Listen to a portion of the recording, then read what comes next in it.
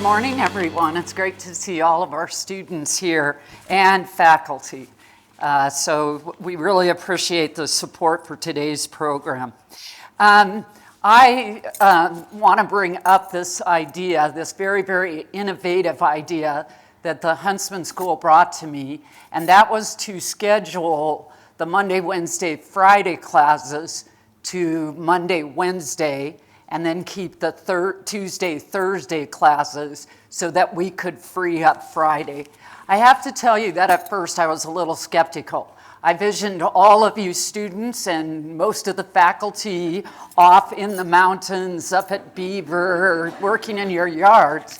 And I actually slipped a couple of times with Dean Anderson and called it Free Fridays. He was always very quick to correct me and say, no, it's Focused Fridays. And I think as is shown here, as well as the other days that I've been over in the Huntsman Hall and the business building on Fridays, this is working great. I am so excited that we've been able to give you these Fridays where you can have special guests, panels, conversations, clubs, etc., all with the intent of helping you develop into the business leaders that we want for you. So I'm so glad that you have embraced the concept of oops, I almost said Free Fridays, Focused Fridays, and are here today. I also would like to do a special mention of Associate Dean Meredith Ferguson there in the back. Oh, everyone walked away from her. There she is. And I think we should show our appreciation to Meredith for organizing. She's daring mighty things.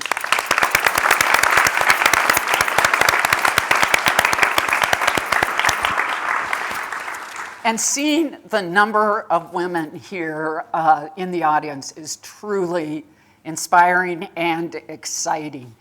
We need women in leadership and business careers. I may be biased, but I think we bring a perspective that is absolutely right for today and tomorrow's world. And so when Dean Anderson and Associate Dean Dave Patella asked me to mediate this with my friend, Crystal Maggelet. I was very, very excited to do that.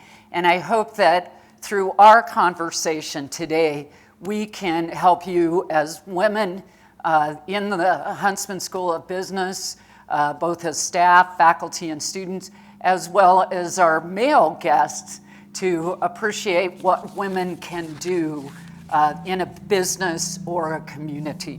So, Crystal, welcome to our campus. Thank you. So to get started, would you be willing to share an overview of your career trajectory, because it is very, very fascinating. Well, thanks for coming today and to listen to my story. And I'm always very happy to come to Utah State. I actually came here for a couple of years, my freshman and sophomore year of college, and then I went on and finished at Pepperdine and came back to Utah, worked for our family business, worked at oil refinery, decided, when I was about 25 that I wanted to leave Utah again, went back to Harvard Business School, got an MBA, worked back east for a couple of years. Now I'm around 30. I came back to Utah to start a hotel called the Crystal Inn. Isn't that cool? I would love to and have I did not want to call it the Crystal Inn. It was my dad's idea, and he said, if you come up with a better name, you can call it something else. And I had a marketing person work with it, and in the end, as long as it wasn't my face, I guess it was okay. It was but I did that for about 10 years, and during that 10 years, I had 4 children. I had 4 kids in 5 years because I have a set of twins. So I kind of dropped out of the workforce a little bit. I still was involved at Crystal Inn, and I was on boards and things, but I didn't have a day-to-day job for about 8 years. And then all of a sudden I had a very big job because our family business Flying J went into bankruptcy, in 2008, and within 3 weeks I was CEO of Flying J, which at the time was the 15th largest private company in the United States, and we had about 11,000 employees. So for a year and a half, I restructured Flying J and came out of bankruptcy, paid everybody back plus interest. That was about 10 years ago, and we have had a great run at it. I've been CEO of what we now call FJ Management, which is a holding company. In 2012, we bought Maverick. We now have, we still have an oil refinery, we have a bank, we have some crystallines. We're launching a new platform that does assisted living and geriatric hospitals and some healthcare investments. We have a family office that does private and public investing. So that's kind of my career, kind of a all over the place career. All right. All right. Very, very successful. So I think one of the topics that is definitely of interest to our students is how a person with this kind of responsibility balances family and work. And as you said, you have 4 children, a set of twins, et cetera. And while you were not directly involved for 8, clearly your trajectory required you to be very, very involved in the business, even when your children were young. So what was the approach you used? You know, I think that most importantly, when you are starting to think about families and careers and all the things that come in your 20s to 40s usually, one of the most important things is who is your partner going to be, or are you going to have a partner, and do you want to have children, and what is your career? What do you think you want from a career? And I think it's really important when you talk about balance and when you talk about what you want, that you think about those things. And you don't have the answers. I didn't have the answers. I didn't know how I was going to accomplish what I wanted to accomplish. I'm not even sure I knew where I would end up. But I think as much as you can at least think through that, as you meet people who might come into your life and become your partner, for instance, have discussions about what you want as a woman and what they want and how that's all going to mesh together over a long period of time and how you're going to deal with kids. In my case, I have a great partner who helped a lot, but is also, he runs the company, he runs Maverick. He's CEO of Maverick, and he did the hotels with me. And so we had a partnership, but it wasn't like one of us stayed home, right? It wasn't like we said, hey, one of us is going to stay home. During the time when I had the twins for that 8 years, I did say, I'm kind of going to step back from the day-to-day, but I'll still help out. But I think that how I found balance really, and one of the ways I think about balance is it's over a lifetime. So certainly when I had 4 kids, from 8 to 13, and I was, traveling, working 60 hours a week, I did not have balance. But I had to learn to prioritize how I got everything done. So in my case, weekends were for my children, and people around me just had to understand that. But during the week, I wasn't the one that picked my kids up, right? I had to rely on other people to pick my kids up from school, to take them to things. And so I just sort of set boundaries around how I could be hopefully a decent mother, and for sure I hoped a role model. I have 3 daughters. I really wanted to be a role model for them and hopefully show them a way that you could have children and a career and have it, turn out okay. But I think in the big scheme of things, balance is over a lifetime. So when I'm 80 or 90 and I look back and did I do great things for the community? Did I have a great career? Did I raise a great family? That's when I'll truly know I have balance. But along the way, it takes a lot of, you can't just rely on yourself. You have to surround yourself with people who can help you and that you can help, would probably be the short answer. Long answer, short answer is surround yourself with people that can help you and make sure that they do support and help you as best you can. All right, great. So Crystal is the author of a book, Building Value to Last, and she actually has told me that she's brought a few copies. I don't know if that means they're available, but I had a chance to look through this book over a little bit. And there's a photo in here where Crystal is standing with a group of people. Those other people are all males, all dressed in suits and ties, and there's about 15 of them, and then Crystal. So I'm curious, did you notice at that time that you were the only female? And if you did notice that, how did it feel? How did you react? You know, did you have to do things differently because of that dynamic? So that picture was not unique because I've been in the petroleum business really for most of my career, and most of the time I was the only woman in the room. And therefore I did not notice it very much. When I did notice is when another woman came in the room, and I would be very excited, and I would run over and be like, "Hey, I'm so glad to see you here," and you know, and it was always exciting to me to have other women in the room, but on the same hand, because of that, I never really thought about being a woman in a room full of men because I was a person in a room full of people, and I just acted like I would act as a woman. So I didn't necessarily, I've never been like a football fan, I don't play golf, all the things, you know, those sorts of things that might sometimes feel like maybe that goes on. So when people would talk about football, I'd just sit and do this and watch and smile, and we'd go on with the meetings. And I always felt that it was very beneficial to be one of the only women in the room in a way, because men kind of know how to deal with men, but they don't necessarily know how to deal with women. At least they haven't in the past. And so it was a huge advantage to me many times to be a woman. And I mean, I'll be honest, a few times I think people would not listen to me because I was a woman, but that was not the majority of the time. Most of the time people would listen to me, and very quickly I think people didn't look at me as a woman. And one time, the biggest example of this is one time someone looked at me in a meeting and said, "He said this," and I was like, "What?" I mean, I don't think I look like a guy. So I think my goal was always just to not really think about being the only woman in the room, and it really, I believe, has always worked to my advantage to do that. All right.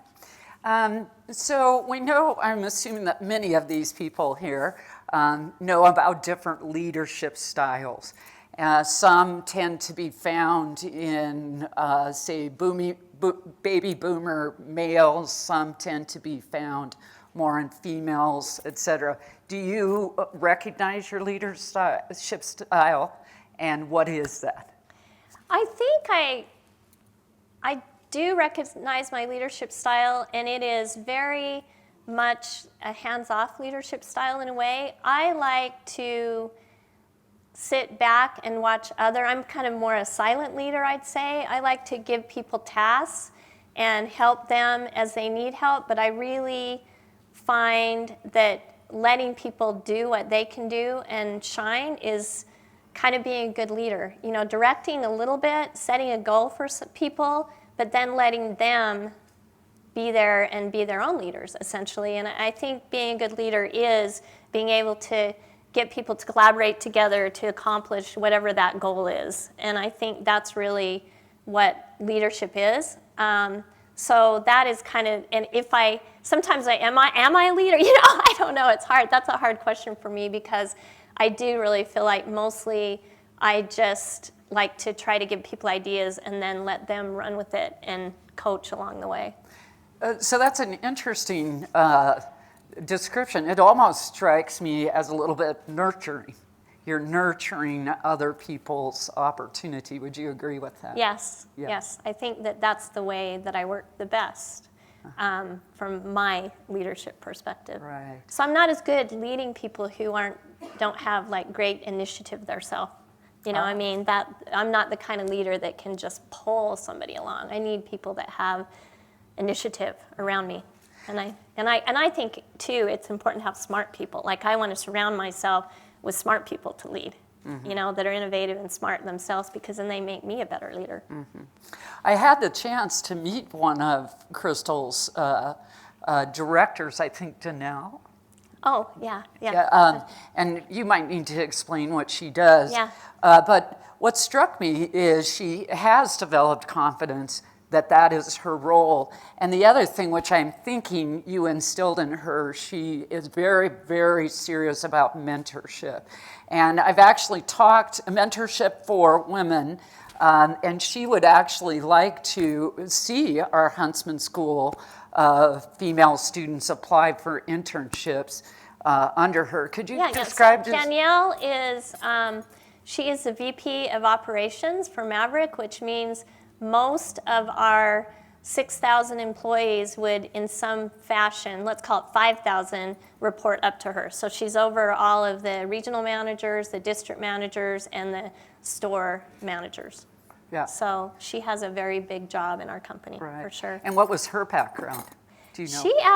She actually worked for Polaroid in the days, and then when Polaroid kind of had its problems. So she really, I would say, ended up in the position she's in because she was very confident and showed leadership. Because she really did not have, she hadn't been a store manager, she hadn't been a district manager. She ended up being put in a regional manager position because she showed confidence and the potential, and very quickly ended up being the VP of Operations, again, because she showed the best potential at that time in the company.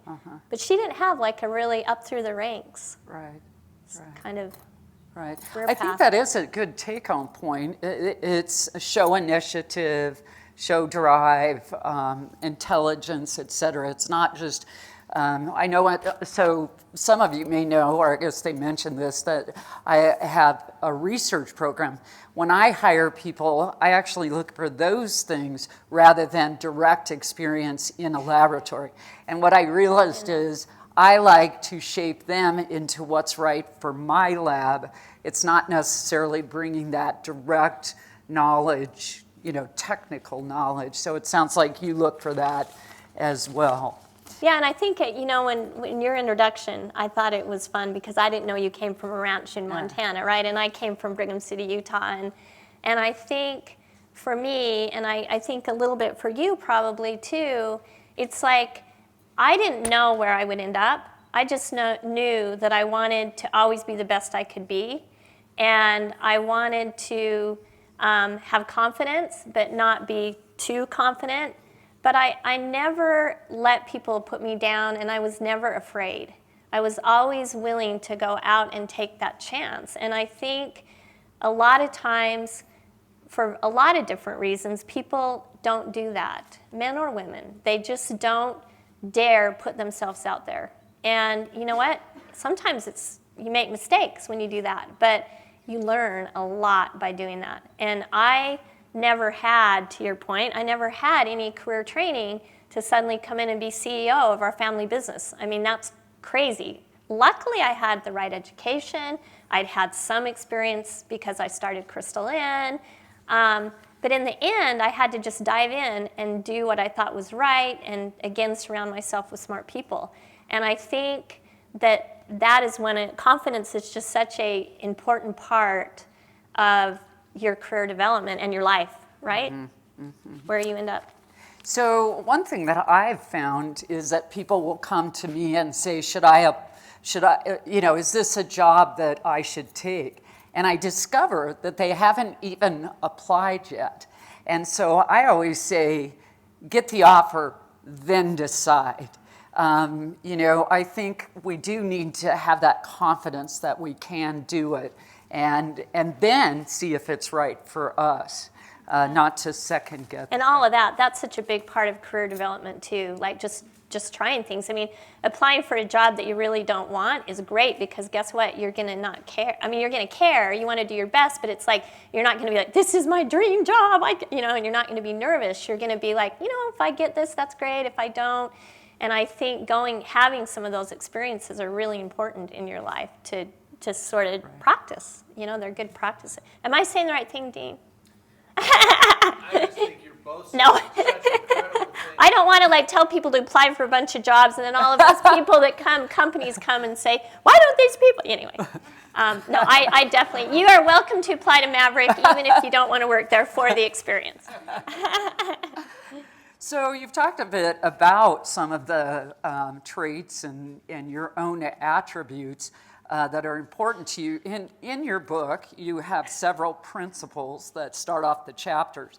And I noticed that several of the principles use the word trust, honesty, and integrity. And I know that that is a fundamental principle of the Huntsman School, which is fabulous. And while I would like to say that probably is worldwide, my guess is that sometimes you come across people or businesses that do not do trust, honesty, and or integrity. How do you respond to that, or how do you handle that when you realize that that is not a principle that they are adhering to? I would say I just don't want to do business with them, right? I mean, I would say if I discover that, and hopefully we discover it before we're too far in business with them, but that would definitely be something that regardless of the financial reward, I would not do, because in the end, that just doesn't work. And I think I learned the hard way a little bit with Flying J that, maybe culturally what my father's company had become changed through the years, and the person running the company maybe didn't have those same values. So I saw on the front line how that movie ends when Flying J ended up in bankruptcy, and I think some of that, and not that, Flying J was a solid company, it was well respected, but I think there were some underlying cultural things that were going on that weren't necessarily completely to do with integrity and honesty, but certainly trust and a leadership style that didn't lend itself well to some of those traits. But so I do feel very strongly that any situation you get in where someone's not being honest, or you can't trust them, you want to get as far away from that as you can. And I think that if you ever yourself feel like I'm just going to just twist this fact just a little bit, because if I do, it'll benefit me over here, don't do it. Because inevitably, you'll forget how you did it, and then, or you'll start down a slippery slope of well, I did it that time and it really worked and it paid off, and so now I'll just do it a little bit, and pretty soon you find yourself in a different spot. And once you lose a great reputation, you really have a hard time getting it back if you even can. And I think it's really important for me when I found myself as CEO in the middle of the bankruptcy with Flying J, there were a lot of people coming at me, creditors, customers, vendors, and asking me what happened, what happened, right? And I wasn't even there at all the things that were taking place. So what are you going to do about this? That was another one. What are you going to do? Or what? A lot of times I had to give very tough answers, but I remember specifically thinking to myself, no matter what I do, no matter how hard it is to deliver this message, I have to be honest, because I can remember what the truth is. But if I start slanting my story in any way for the audience to make it sound better for that particular, like the creditors committee, right? It's like if I say, we have plenty of assets to satisfy, we're going to pay you all back, and then I can't do it, or I forget someone else, and it's like, so I made a decision very early on that no matter how tough the story, or an employee even, if somebody came to me and said, if they wanted to have the courage to come to me and say, do you think I'm going to have a job? I would say to them, well, as best I know, this is our current situation. I didn't sugarcoat it, even though I knew if they left the company, I needed them. And I'd say, I need you here, but here it is. You decide for your family. And I just believed that being honest was, the best thing to do in that situation. And it was. Mm-hmm. It was the best thing to do.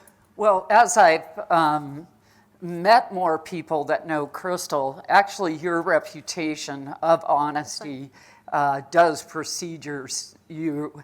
And and this idea that you paid back all of the people with interest. And I'm just curious, I mean, that must have been a daunting decision. Did you make that early? Did you make that as time went on? I took the job wanting to pay people back. That was a huge goal of mine, and I maybe even naively believed we had the assets to do that, and we did in the end. In the end, we had plenty of assets to do that. So I was right in that. What I did not know is I thought we owed $400 million when I took the job, and when the dust settled and we paid everybody back, it was $1.8 billion. Oh. So we coddled all that together, but I don't know if. So what I didn't know going in is the number that I had to get to pay everybody back, and so, but I did really from day one. That was a huge goal for me, is the goal kind of to pay everybody back, keep jobs. That was a big deal to me. Well, I think that's a really good take-home point, though, that your integrity, you defined that, you kept to it, and now,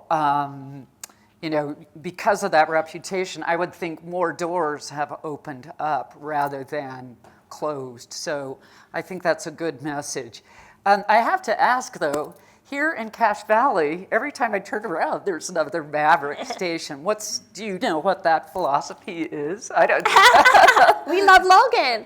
Yeah. We just are, where Maverick is known and our brand is known, we're filling in. And the market is great here in Logan for us, and we love it. And we are happy to be here and happy to be part of the community here. And when we bought Maverick was in 11 states. It's still in 11 states. We've built 100 stores since 2012, and why I say we're still in 11 states is because we fill in, and I think that's why people feel like Maverick is coming up everywhere, is because we have just gone back to markets where we're known and our brand is known and recognized and filled in. So we are glad to have you here in Cache Valley. I mean, adventure begins here. That's right. That's exactly. what we think about Cache Valley. Exactly. So. And you all knew that, right? Adventure's first stop, right? Right. So one of the things that I've known as president is that the stress, the anxiety that our students are experiencing is actually on the increase. This is not something unique to Utah State. It's noticed across the country at universities, and it's also noticed across the country for this generation. And but I'm guessing that in your life, you have experienced anxiety, stress, maybe even depression.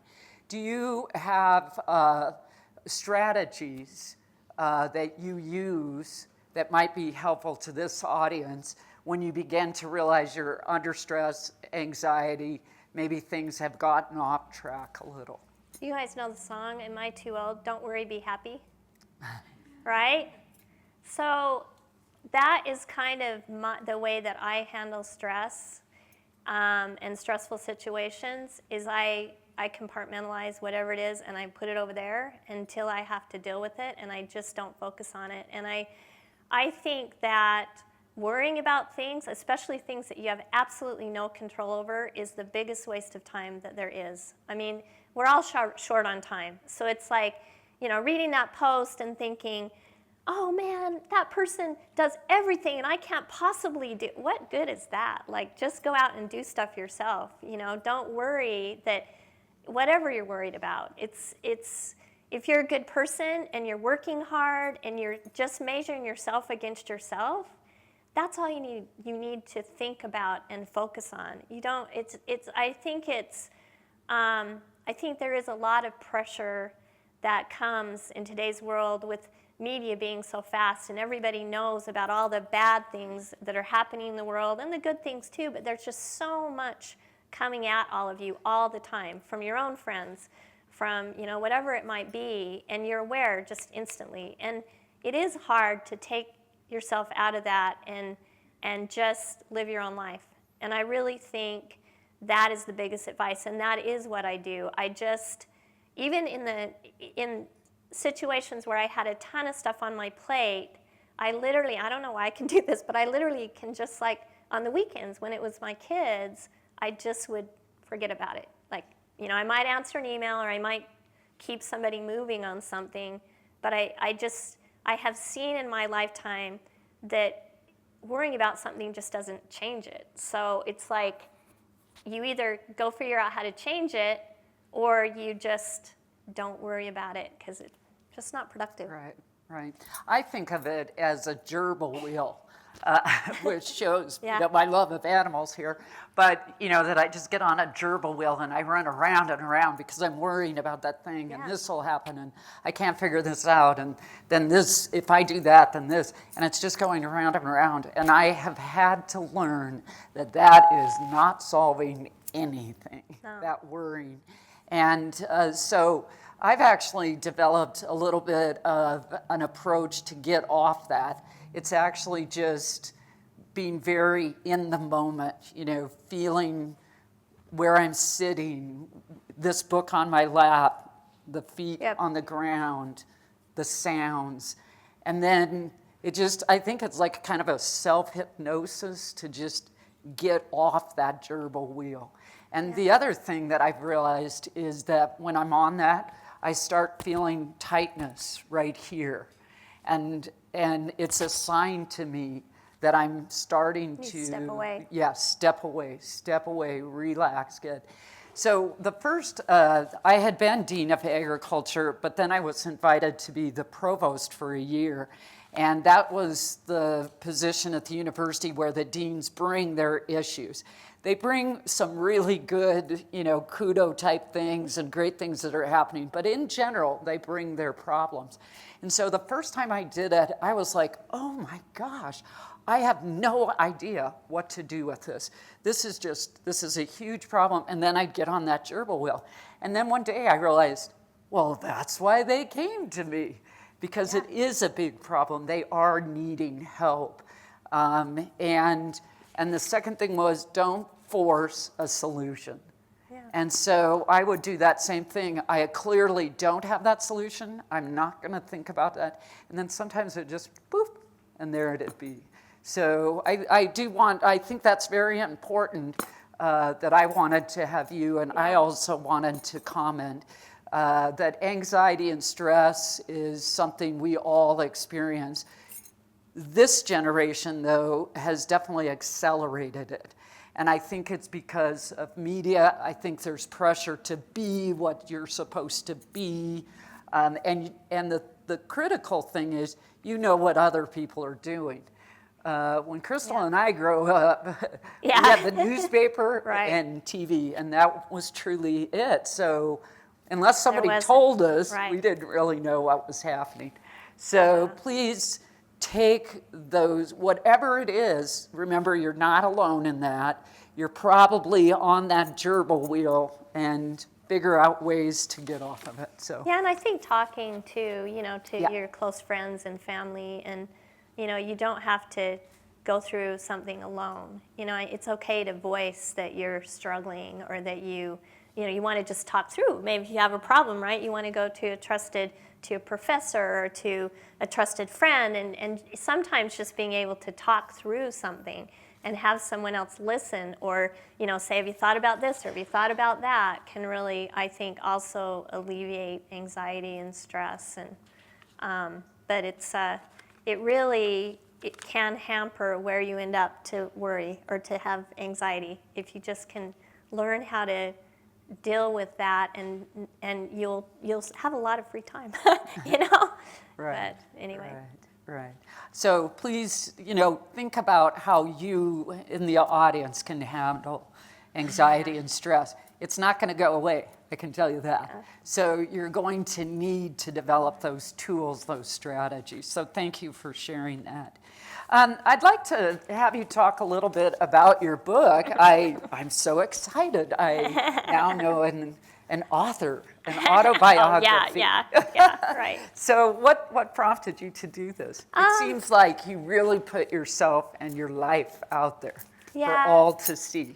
I think what prompted me to do it probably is, first of all, a university or a Utah State University professor, Howard Carlisle, in the day, several years ago, wrote a book about Flying J, and it ended about 2002, 2003, and my dad passed away in 2003. So it was very interesting that we had this history of we turned 50 years old last year, so at the time I guess the company was like 30-ish years old. And then all the things we went through, I was like, I just want to have a documented story, and I'd kept a journal most of my life, and so at first it was just about, and I did a lot of speaking, and I was asked a lot, well, you should write a book, and so all of these things kind of came together, and I just decided, I'll do a book, and then I'll have it really for my kids. Oh. I wanted them to see, and grandkids, and if we're going to have a family business, how cool would that be that great grandma Crystal wrote that, I don't know, kind of continuing what my dad had done so that things are documented. That was really the reason. And then in general, anybody that knows me very well, I'm extremely transparent. So that book is going to be extremely transparent because I'm going to just lay it out there. Like, it's just, why not? It hasn't hurt me so far. So that's kind of how it turned out. Did you anticipate that people would learn or follow your principles?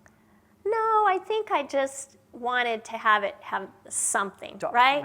Because not everybody can relate to I'm not a big, what I would call leadership book reader or self-help book reader myself.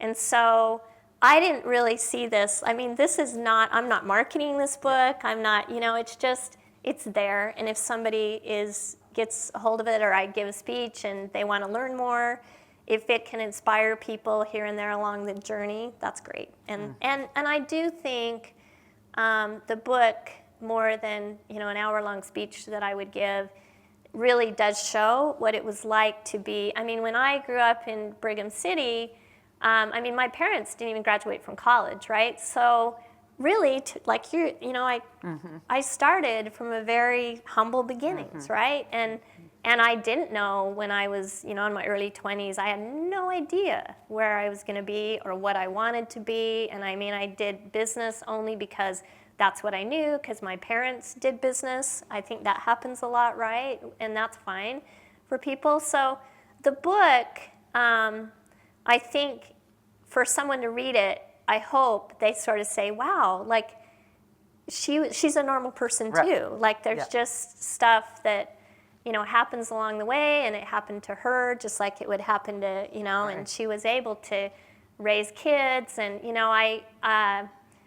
I've had 2 of my 4 children have read the book, because I didn't force them to read it. And my 21-year-old daughter basically just made my day and my week and my year, because she was just kind of in tears, came to me and said, Mom, I didn't understand all the things that went on, right?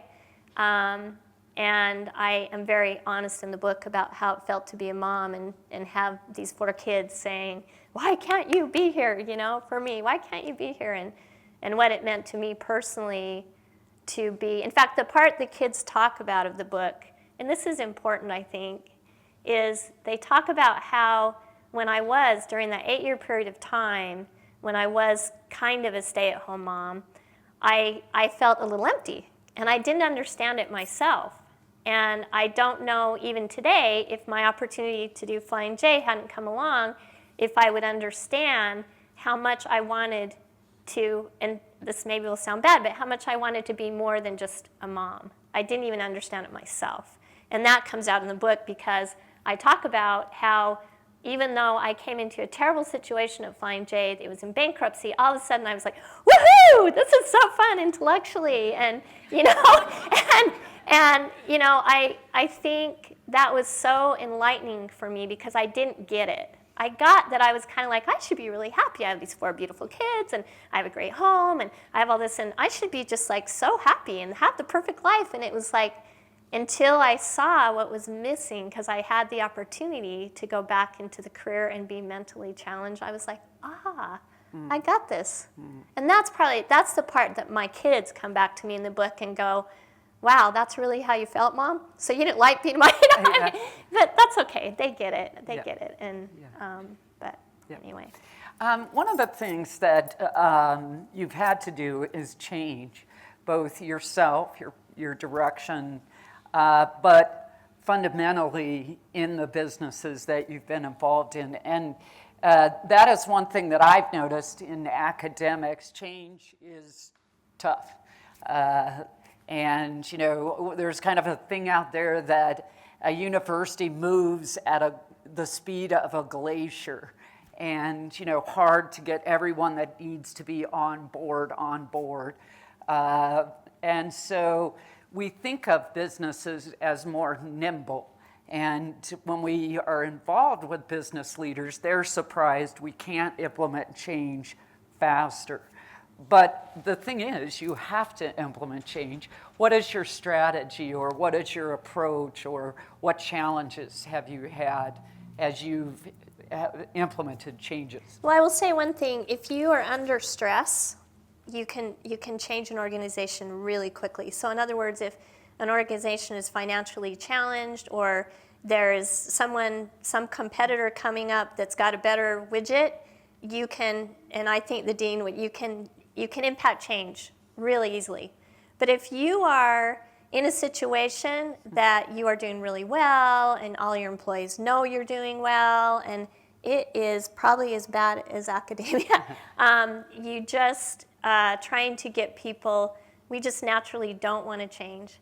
And the world, somehow we need to produce leaders and students who can accept change, because your world, I think, is getting, all of our world is getting so disrupted, and our ability to be resilient and change like that is just got to happen. And how, I wish I had a formula to know like how you get people to change and come along, and I think it's just, sometimes you have to force change on people, and it is not ever, or it's not often a really easy thing to do, unless the only time I've seen it be easy, like I said, is if there is a dire need for it, but trying to do it along the way to stay ahead, I think can be very difficult, and you lose people along the way, because a lot of people just do not like change in any way.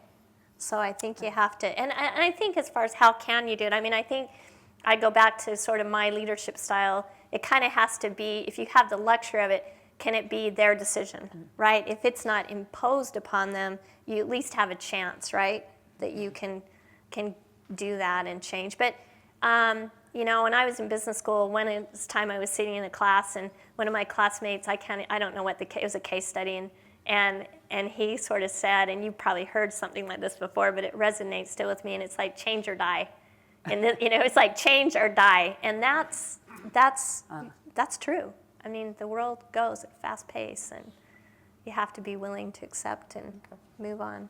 Well, I think we're drawing to our close, so I'd like to see if you have, now that I've asked you all these questions, has something stuck out to you as a piece of advice that you could offer this group of people? And then I don't know, do they do questions? Okay, so piece of advice, and then we'll look for some questions. I think, have confidence in yourself. I mean, that is just fundamental, that if you don't have confidence in yourself, then I think all the rest of what we've talked about today is really difficult to accomplish. And you've got to, and with that confidence, you've got to be willing and know that you're going to make some mistakes, and you've got to forgive yourself when you make mistakes and learn from those mistakes. And that's probably the biggest advice that I can give. And if you have a passion, follow it. Follow your dreams, especially at the age you are.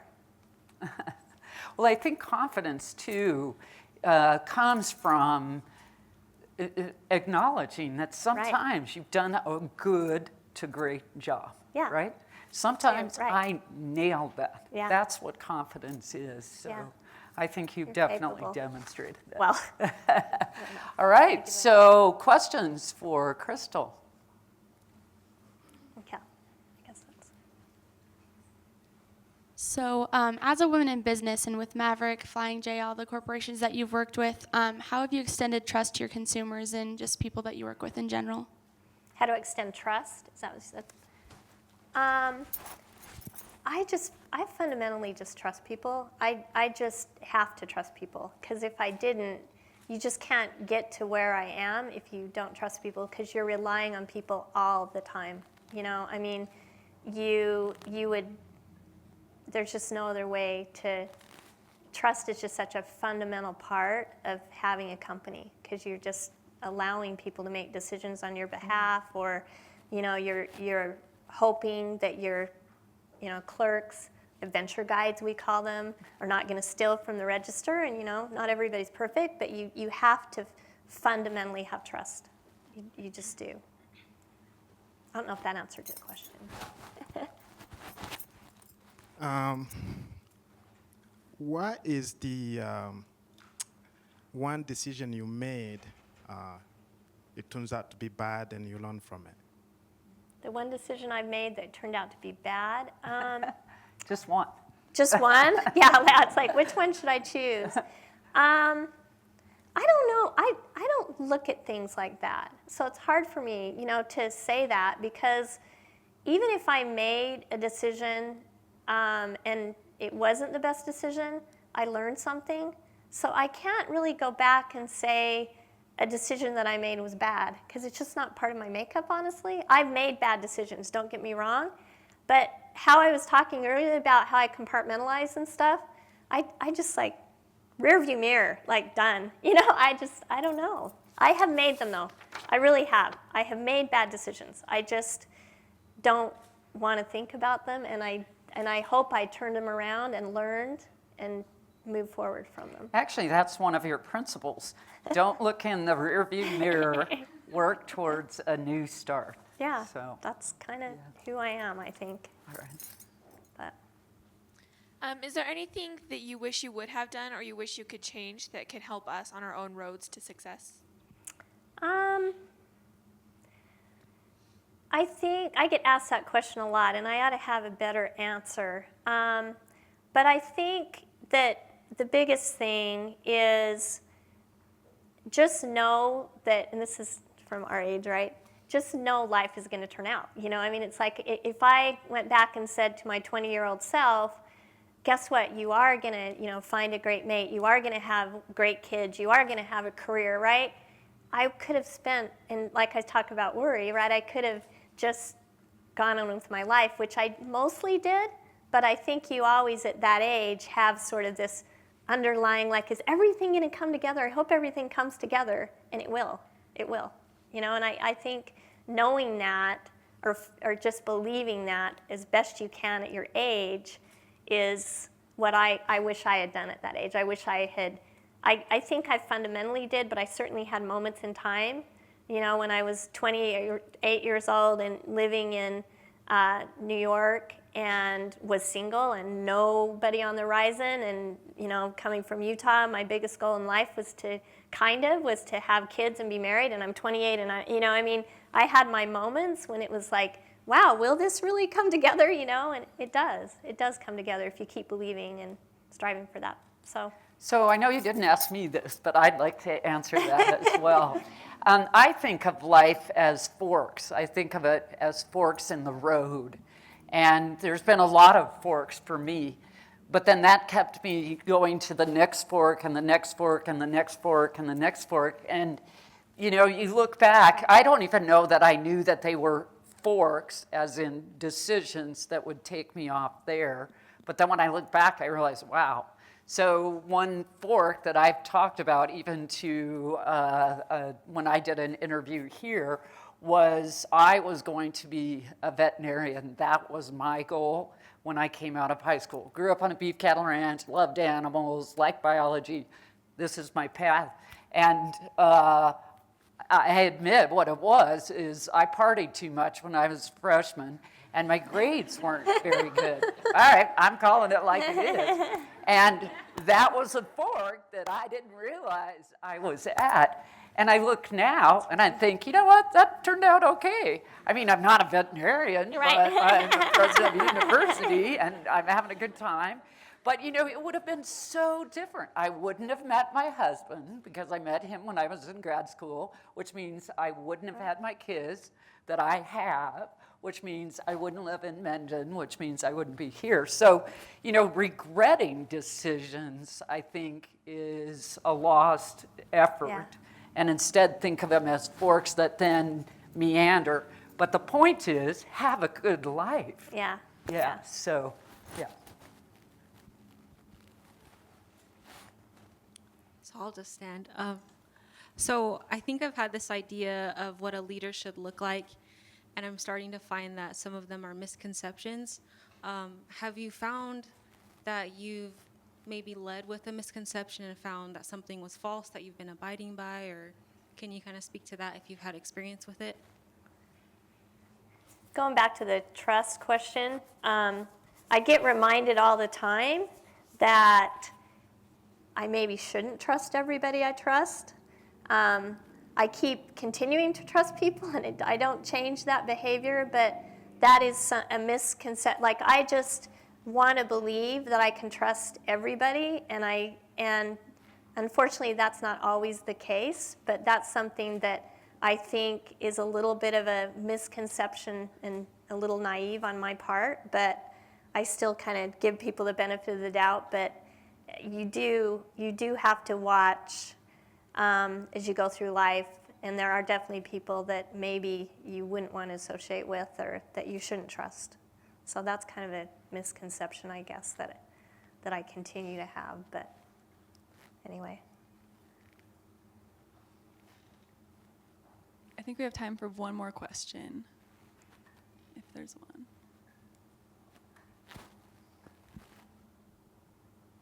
I have a question. Okay. Use your big voice, Doug. What if we have some men in this audience? What advice do you give? What advice can you give to men who want to be modern and sensitive about working with women? That's great. I think that I'm not a big advocate. I'll start this way. I'm not a big advocate of women getting together and talking about how women do better. I'm a big advocate. In fact, I compliment the guys in the room, and I'm really happy to see your faces, because like learning to work well together, men and women, is really having men and women in the room. And you just don't always see that. And so as a man, be in the room. And I'm preaching, you guys are here. And that's amazing. And that shows that you want to learn and you want to understand. And the other thing is, force companies like our company to allow you as men to maybe think about the role you play. So the example of that is, many times when you get into executive positions, a male or a female, you have a lot of travel, you have long hours, you have a work environment that's not always conducive to a family or to your mate working. And I think that if men and women sort of align as families and say, you know what, we're not going to do that. I'm not going to do that. She's not going to do that. We're not going to do that anymore. Companies like ours are going to have to change the way we do business, which will allow men and women to have careers if they choose. That's a very simplistic solution, and it's very hard to do, and I think about it within our own company, but I think that can happen, and I think that so as a male, if you go to a company or a female, and the company doesn't have the same values that you want for you and your family.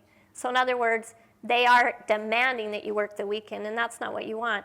The good news in today's world is there are other companies who do have those values already. Or if you go to a company as a woman, sorry, I'm switching a little bit, but if you go to a company as a woman, or you're a man in a company that isn't respectful of women, leave the company, right? Eventually these companies have to change change if good employees say, guess what? I'm going to the company over there who is doing his, has a great culture, a great work environment, values men, values women. That is a great thing that does exist today in our world. But not all companies do, but there are some. So reward those companies that do that and penalize the ones that don't, and pretty soon the market will start to shift, I believe. Hi, hello. Okay, my name's Sarah. Thank you for all that you've shared with us. My question is, what are some healthy habits that we can form in order to grow our confidence to reach our full potential? I think just trying things, push yourself. I talked earlier about, if you have an opportunity, maybe you're in an organization at the school and, they need a officer, and you don't usually do those kind of things.